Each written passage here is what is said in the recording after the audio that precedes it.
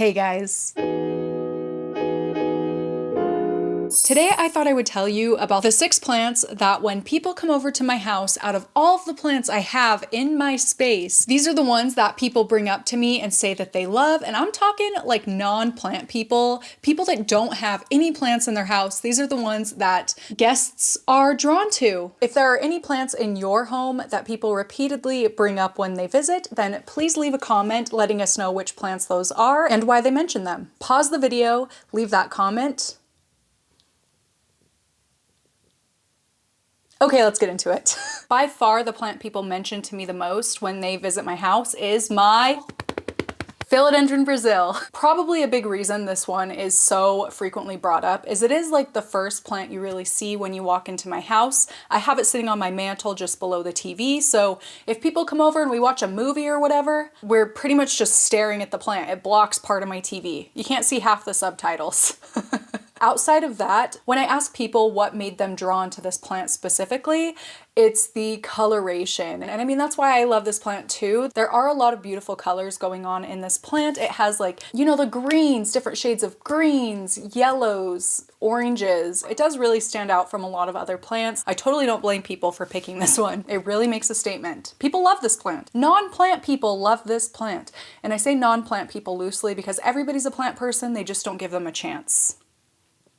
That's my opinion. The next most brought up plant is Ficus Audrey. If you ever find yourself using the bathroom at my house, this is the plant you're going to be staring at as you're sitting on the porcelain throne. Again, could be a big reason why, but when I've asked friends and family why they like this one, 2 reasons. I do have a smaller plant hanging from this bigger plant and they really like that. But outside of that, the plant itself, people do seem to really like the large loby leaves. And again, like I am totally in agreement. That's why I like this plant too. It is also very different from most other plants in my household because it is more of a like tree shape. You know, it's got the trunk and then the leaves up top. So it is very different shaped from most of my plants, which are like mostly vining, crawling, you know, those kinds of plants. So it is quite unique in my collection. I don't have many like this. And the leaves are quite big. Next plant is actually right here in front of my eyes, just barely off camera, but I'm not going to move it because it has some peduncles. It is a Hoya. Wait, focus, focus. Focus! Focus. There we go, right? It has some peduncles. This is just one of them that I'm not trying to knock off the plant by moving it around willy-nilly, so we're just gonna leave it right there.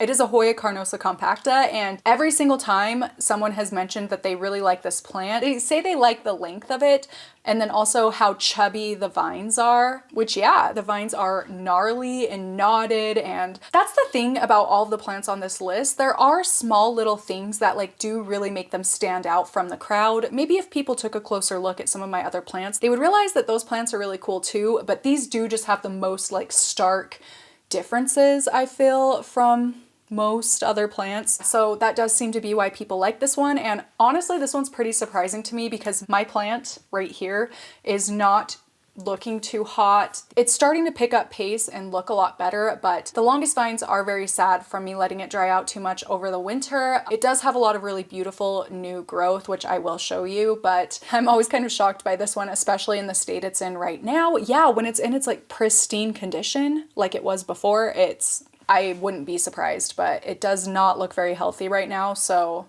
it is a beautiful plant and I totally don't blame people for picking this one. It just kind of surprised me by how unhealthy mine looks, but maybe like non-plant people don't even realize. Do you think that's it? They just don't realize that my plant like isn't healthy? Maybe. Another favorite amongst house guests is my, why am I drumming? Fills the awkward silence as I think, I guess. Is my upright lemon lime philodendron. And no matter, like, it's in my bathroom, it's in the same bathroom that the Ficus Audrey is in, but I feel that no matter where I put this plant, it would like really, really stand out. I could put it in a sea of plants and I do think like majority of people's eyes would be drawn to this one. So it is in my favorites.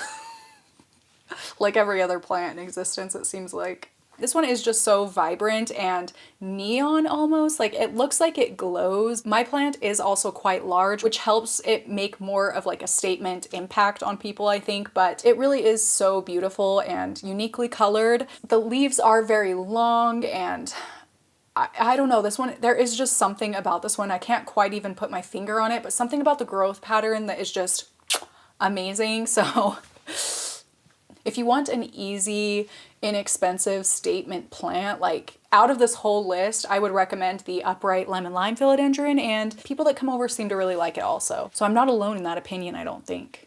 Next up is also right here. Should I just move this one? Yes, it is my money tree. Oh shit, there's water in it that I just dripped everywhere. Oops. Which, again, unique.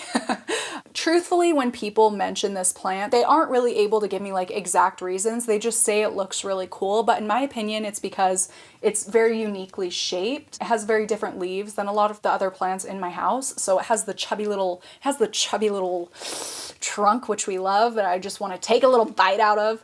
And then, you know, it has these skinny long things that lead to these gorgeous lobed huge leaves. Like, it's so cool. It really is so cool. It's like sculptural or something. Wow. Yeah, so I mean, that's the best I can guess. Outside of the plant itself, I do think this is a really awesome like planter plant combo, which always helps make an impact when you just perfectly like get it right. When you get it right with the pairing, it definitely helps. So, yep, money tree. And this one is a galaxy variegated one, but the variegation has kind of gone away, so I don't really think that that does much for the plant, truthfully. I just spilled it again all over my pants. I'm bad at this. Choosing the last plant for this list was honestly pretty hard because there are a few that get brought up together, but they all have something in common, and it is the plant I'm going to say is Monstera esqueleto, because my specimen is like amazing. I bought it large, so it's not anything I did for it, but it does just really stand out because it is just such a big plant and there's kind of a lot to look at on it. But Monstera esqueleto. In this section, I'm also going to wrap up Monstera adansonii and then Monstera albo, really any Monstera plants. I think partially because Monstera plants, especially Deliciosa and Albo, are like pretty well known. So a lot of people see them and kind of feel a connection with it because they know what it is, you know? That has happened a few times with my Deliciosa and the Albo. I think more than that even, it's the fact that all of these plants have holes on them. Did I mention adansonii? I do have my adansonii right here. Oh, it's kind of heavy because I just watered it. I can't lift it up. Well, I can, I just don't want to show off my brute strength right now, I guess. I'm not trying to show off these bad boys too much.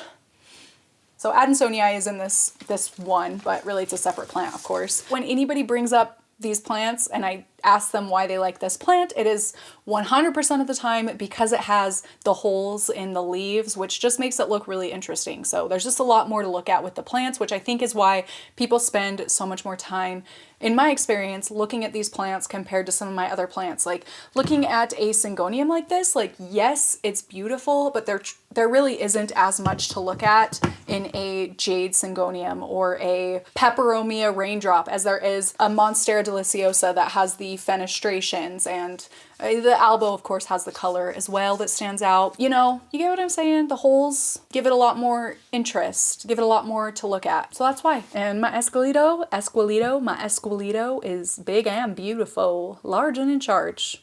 Those are the plants that definitely get brought up the most when people come visit my house. Let me know what you think of the ones people brought up and if you like agree or disagree. I wonder if I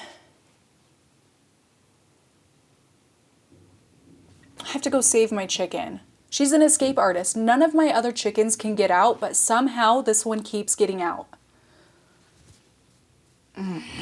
I'll be right back.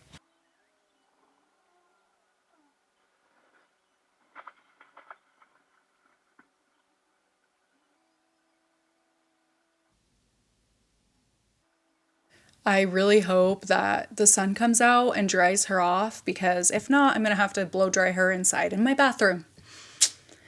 Anyway, those are the plants that people are most drawn to when they visit my house and see my full collection. That is it for this video. Thank you so much for watching, and I will see you in my next one. Bye! Bye! Bye!